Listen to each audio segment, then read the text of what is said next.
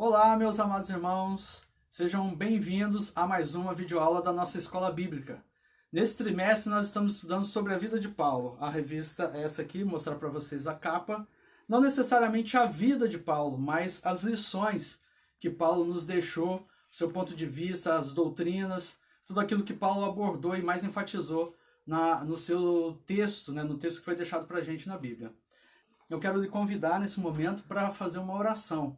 Vamos orar pedindo a Deus para que esteja abençoando esse momento, que você possa aproveitar ao máximo do ensino da sua palavra. Pai querido, em nome do Senhor Jesus, eu quero lhe pedir, ó Deus, que o Senhor esteja operando e agindo na nossa vida, de forma que possamos absorver melhor da tua palavra, Pai, possamos ter a nossa mente aberta, nosso entendimento, nosso coração, e que a tua palavra venha fazer morada e dar muitos frutos, ó Deus, para a honra e glória do teu santo nome. Em nome de Jesus, amém. Vamos dar uma olhadinha no trecho bíblico de Efésios 2, do 8 ao 9. Então, meus irmãos, o que está dizendo aí no nosso trecho bíblico? Efésios 2, versículo 8 ao 9. Porque pela graça sois salvos, por meio da fé, e isto não vem de vós, é dom de Deus. Não vem das obras para que ninguém se glorie, porque somos feitura sua, criados em Cristo Jesus para as boas obras, as quais Deus preparou para que andássemos nela. Dá uma olhadinha na nossa revista. Uma questão ainda discutida em nosso meio é a relação correta entre a lei, a Torá, o sistema do Antigo Testamento para se aproximar de Deus e a graça mostrada no Novo Testamento. Algumas seitas evangélicas confusas misturam lei e graça, e outras, mais confusas, pregam a lei como essencial à salvação. Aqui, meus amados, quando a gente fala sobre lei, a gente está falando sobre a lei de Moisés, o Pentateuco, que são os primeiros 5 livros da Bíblia, mas principalmente os livros de Levítico e Deuteronômio, que têm as descrições das leis, das regras, aquilo que o povo tinha que fazer, e que era seguido ao extremo pelo judaísmo, principalmente pelos fariseus. E quando a gente fala de graça, a palavra graça, ela significa favor imerecido. É o presente oferecido por Deus mesmo sem nós merecermos. A tradução da palavra graça é exatamente isso. É o favor que Deus ofereceu ao homem mesmo sem o homem merecer. Vamos avançar aqui um pouquinho na nossa revista. Paulo era judeu ortodoxo, um fariseu profundamente imerso no ensino da lei. Ele foi um dos mais aplicados fariseus. E na minha nação, vamos avançar um pouquinho aqui, excedia em judaísmo a muitos da minha idade, sendo extremamente zeloso das tradições de meus pais. Está em Gálatas 2,14. Criado no mais rigoroso judaísmo, aprendera que a lei era o caminho da salvação. Mais tarde, na sua mais dura carta, ele disse que a circuncisão, como rito religioso, anulava a obra de Cristo. Está em Gálatas 5,2, nós vimos na semana passada. Vamos só dar uma olhadinha aqui. Eis que eu, Paulo, vos digo que se vos deixar de circuncidar, Cristo de nada vos aproveitará. Gálatas 5,2. A questão era, ou cristão ou judeu, ou a salvação pela graça por meio da fé em Cristo, ou a salvação pela lei. Se a salvação viesse pela lei, a morte de Jesus teria sido sem sentido. Vamos ver aqui Gálatas 2,16. Sabendo que o homem não é justificado pelas obras da lei, mas pela fé em Jesus Cristo, temos também crido em Jesus Cristo, para sermos justificados pela fé em Cristo, e não pelas obras da lei. Porquanto pelas obras da lei nenhuma carne será justificada. Gálatas 2,16. Vamos ver aqui Gálatas 2,21. Deixa eu só subir o texto um pouquinho. Gálatas 2,21. Diz assim: não anulo a graça de Deus, pois se a justiça é mediante a lei, segue-se que Cristo morreu em vão. Então a questão era essa: se a pessoa podia se salvar pela lei, pelo cumprimento da lei, então por que Jesus tinha vindo ao mundo? Qual era a razão de Jesus ter vindo? Bastava você cumprir a lei, bastava você seguir os rituais e aquilo que já estava dito no Antigo Testamento. Então, meus amados irmãos, o que nós vemos até aí? A primeira situação é a condição de Paulo. Paulo era um fariseu, era conhecedor da lei, era cumpridor da lei, conhecia o Antigo Testamento, como ele mesmo diz, né? Ele excedia em judaísmo, era extremamente zeloso, extremamente rigoroso. E aí, quando ele vai para a igreja primitiva, para aqueles que já estavam convertidos, ele vê a seguinte situação: de um lado, a lei e a necessidade de você cumprir a lei para você agradar a Deus, para você obter o perdão de Deus, e do outro lado, a graça que vinha através de Jesus Cristo. Se Jesus tinha morrido no nosso lugar como sacrifício, então qual era a necessidade de, a partir daí, você ser um cumpridor da lei para poder obter o perdão dos seus pecados? E ele começa a combater isso incisivamente. É isso que a gente vai ver nessa aula. Vamos partir para o primeiro tópico. Primeiro tópico, uma busca inadequada. Paulo não encontrou a justificação dos seus pecados na lei, mas na fé em Jesus. Lembrando que os judeus, eles faziam tudo baseado na lei e eles buscavam a sua justificação diante de Deus, a sua justiça diante de Deus através do cumprimento da lei e dos rituais, né, do sacrifício, das ofertas. O apóstolo Paulo diz: e seja achado nele, não tendo como minha justiça a que vem da lei, mas a que vem pela fé em Cristo, a saber, a justiça que vem de Deus pela fé. Filipenses 3:9. Era justamente isso que Paulo estava dizendo, que a nossa justiça, a partir de então, ela vinha através do sacrifício de Cristo, como último cordeiro, e não através do cumprimento da lei. Vamos avançar aqui. A lei, como qualquer sistema religioso, não pode nos dar perdão dos pecados, só a fé em Cristo. Sistema religioso algum pode nos salvar. Devemos dizer não às formas religiosas que criamos. Elas seguem a nossa mente e não a mente de Deus. Ele considerava todo sistema religioso como refúgio ou esterco, palavra dura, mas expressiva. Sua conduta irrepreensível dentro da lei era inútil. Vamos ver aqui a referência, Filipenses 3:8. Chegar um pouquinho para cá. Na verdade, considero tudo como perda por causa da sublimidade do conhecimento de Cristo Jesus, meu Senhor. Por causa dele, perdi todas as coisas e as considero como lixo para ganhar a Cristo. Algumas versões colocam como refúgio, como esterco. Né? Essa versão aqui ela traz como lixo, que fica assim bem mais claro para a gente.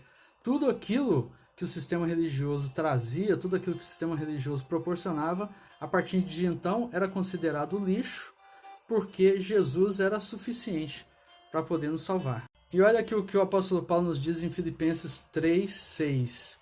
Quanto à justiça que há na lei, fui irrepreensível.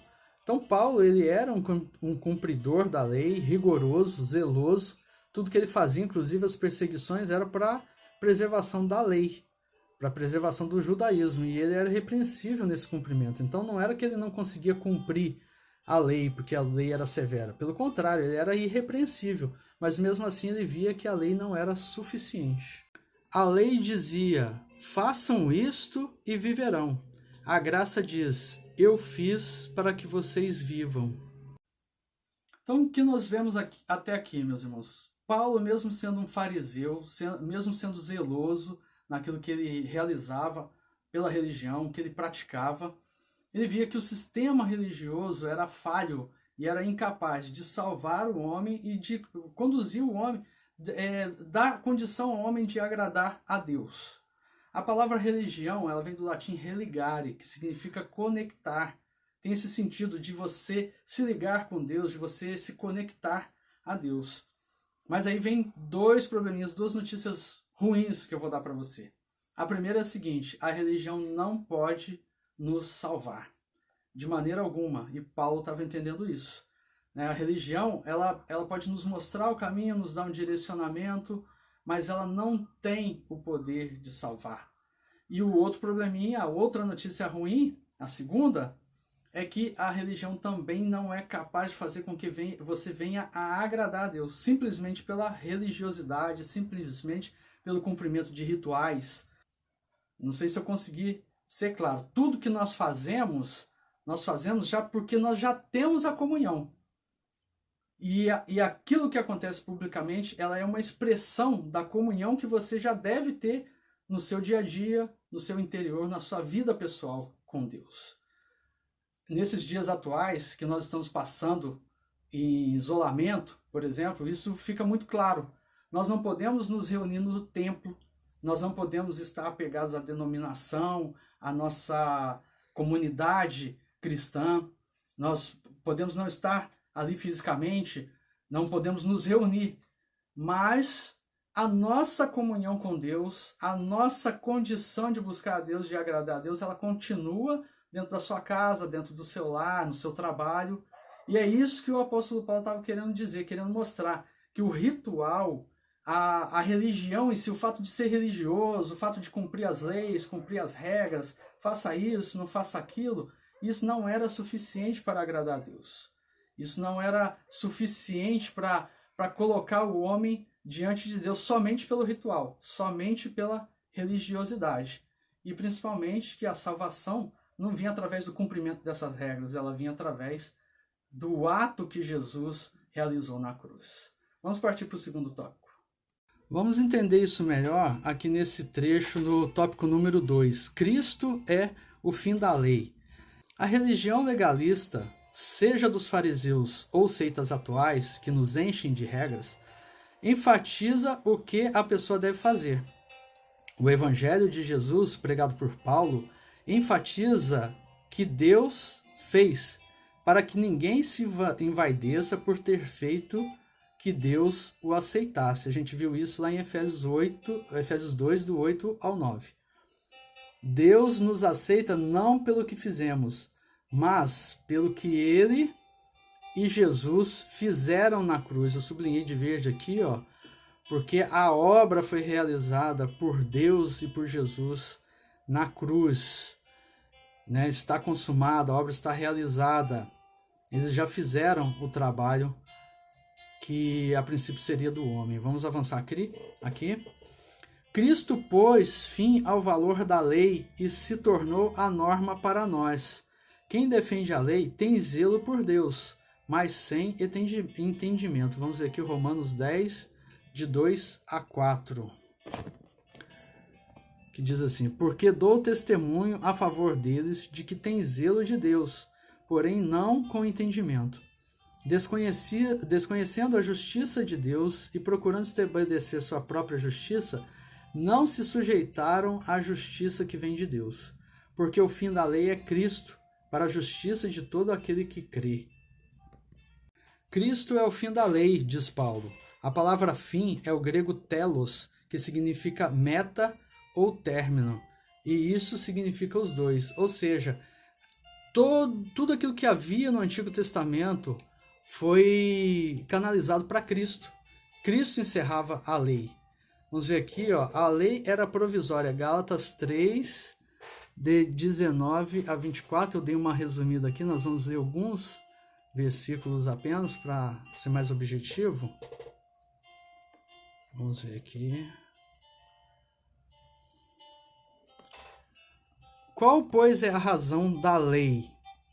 Foi adicionada por causa das transgressões, até que viesse o descendente a quem se fez a promessa, e foi promulgada por meio de anjos pela mão de um mediador. Versículo 19.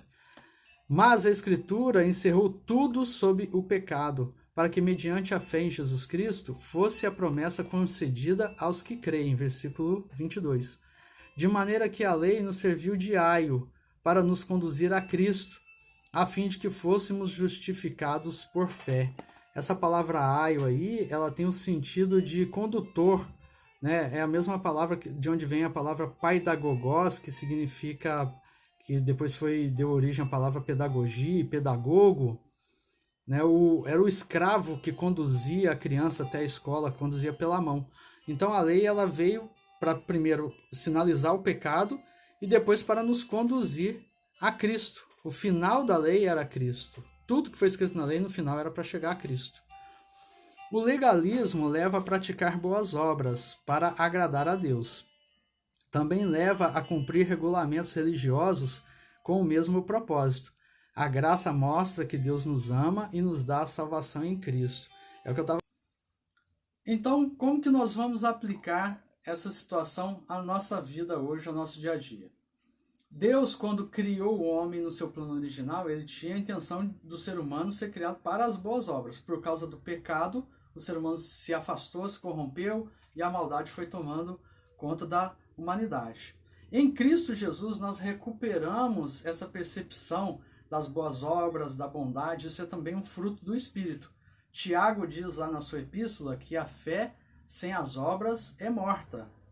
Então o apóstolo Paulo, ele quer mostrar para a gente que a boa obra, ela é uma consequência da sua vida em Cristo. Mas ela não é o canal que você vai encontrar para poder agradar a Deus ou para poder ser salvo. Muitas religiões, muitas filosofias dizem que você tem que ser bonzinho para você poder agradar a Deus e para você conseguir a salvação, e aí você vai se tornar um ser melhor, vai crescer, amadurecer, e na outra encarnação você vai ser uma pessoa diferente, e por aí vai. Paulo estava dizendo o seguinte: nós somos feitos para as boas obras, e através de Jesus Cristo nós vamos cumprir essas boas obras. Mas essas boas obras, a bondade, os bons atos, tudo que nós fazemos, não servem para a gente conseguir algo melhor diante de Deus. E não servem principalmente para a gente conseguir a nossa salvação, que só vem através de Jesus Cristo. Vamos para o próximo tópico. Terceiro tópico, salvos pela graça. Dizemos que somos salvos pela fé. A declaração está equivocada. Somos salvos pela graça por meio da fé, não pela fé. Porque pela graça sois salvos por meio da fé, e isto não vem de vós, é dom de Deus. Efésios 2:8. A pessoa poderia ter 1 tonelada de fé, mas se não houvesse 1 grama da graça, não seria salva. A graça de Deus, sua bondade para conosco, é a causa de tudo. O homem não pode receber coisa alguma se não lhe for dada do céu. João 3:27. Muita gente se orgulha de ter fé. É a religião legalista que põe o foco no homem. A graça nos humilha ao dizer que nada nosso agrada a Deus, mas Ele nos ama assim mesmo. Muitos falam mais da fé do que da graça, porque querem um foco sobre si. A graça põe o foco em Deus. Nós nos apropriamos da graça pela fé. Basta crer. O carcereiro de Filipos perguntou: Senhores, que me é necessário fazer para me salvar? Atos 16:30. E ouviu a resposta: crê no Senhor Jesus e serás salvo, tu e tua casa. Atos 16:31. Não há o que fazer. Deus já fez em Cristo. Basta crer. Veja bem que eu grifei aqui de verde, ó, o termo basta crer, que essa é a parte do homem, né? Deus já fez, Cristo já fez, né? A obra de Deus está completa, basta o homem crer e assumir isso, se apropriar dessa crença. É fé em Cristo. Pode-se ter 1 tonelada de fé na pessoa errada, e isso não valeria nada. É crer na pessoa certa, Jesus Cristo, a oferta de Deus pelo pecado. Então, como que nós vamos aplicar isso na nossa vida? Presta atenção. De um lado, a gente tem a graça oferecida por Deus, né? Deus fez a sua parte através de Jesus Cristo. E do outro lado, nós temos a fé, que é a parte do homem, é a competência do homem. Então, nós somos salvos pela graça, pela oferta de Deus, o presente que Deus ofereceu, por meio da fé, que é a atitude do homem, de crer, de se apossar dessa graça que Deus ofereceu, desse presente que Deus ofereceu, que é Jesus Cristo. Eu quero dar um exemplo para vocês da seguinte forma. Vamos supor que eu chegue em casa, assim, que eu prepare um banquete muito grande na minha casa, tudo de bom, tudo do melhor, convide vários amigos, e quando nós chegarmos naquele banquete, formos começar aquele banquete, eu digo assim: agora vocês é que tem que se servir. A comida está posta, mas vocês, cada um serve o seu, cada um tem que se servir.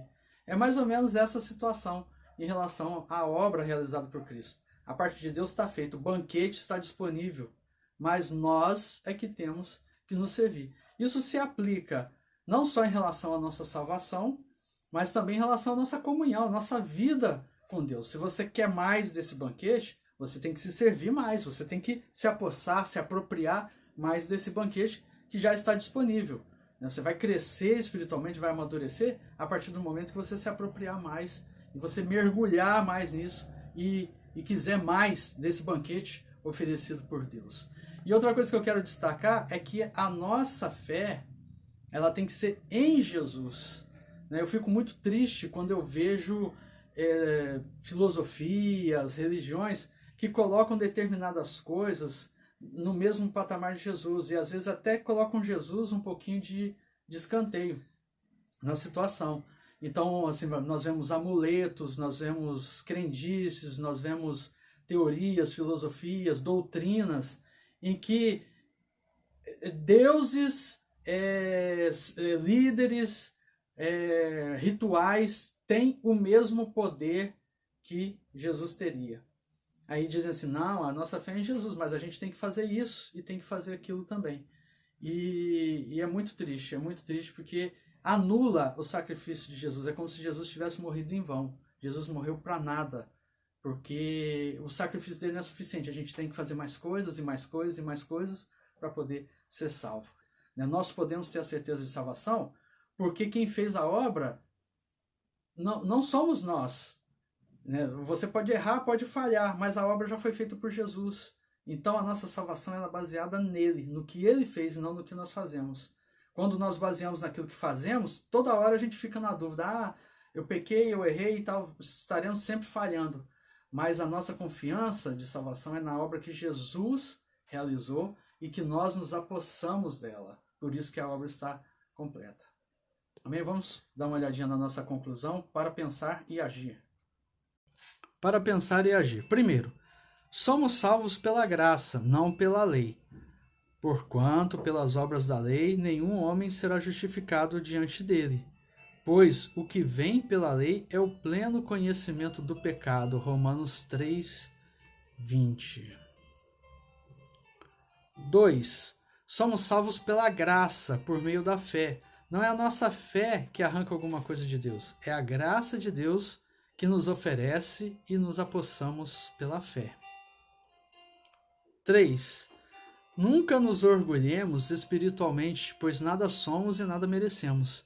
É a bondade de Deus que nos dá tudo, para mostrar nos séculos vindouros a suprema riqueza da sua graça, pela sua bondade para conosco em Cristo Jesus. Efésios 5:2. Então, meus irmãos, para concluirmos, vamos fazer um resumo do que a gente viu até aqui. Primeiro, a religiosidade não salva e não serve para agradar a Deus. O ato religioso, a religião em si, a religiosidade, tudo que nós fazemos é uma expressão daquilo que a gente já vive com Deus. Então, se você vai louvar, se você vai orar, se você vai adorar, pense o seguinte: não é isso que vai fazer você agradar a Deus. Você faz isso, tem essa prática, porque você já tem uma comunhão com Deus. Esse já é o seu relacionamento com Deus. Entendeu? Segundo, as boas obras não salvam, mas o cristão, ele tem que praticar as boas obras. Nós não praticamos as boas obras para sermos salvos. Nós praticamos porque já somos salvos.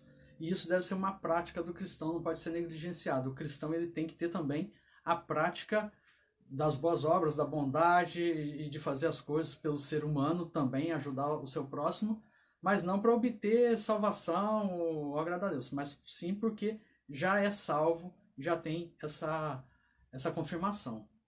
E 3, o banquete já está pronto. Deus ofereceu Jesus como presente e nós precisamos nos servir nesse banquete.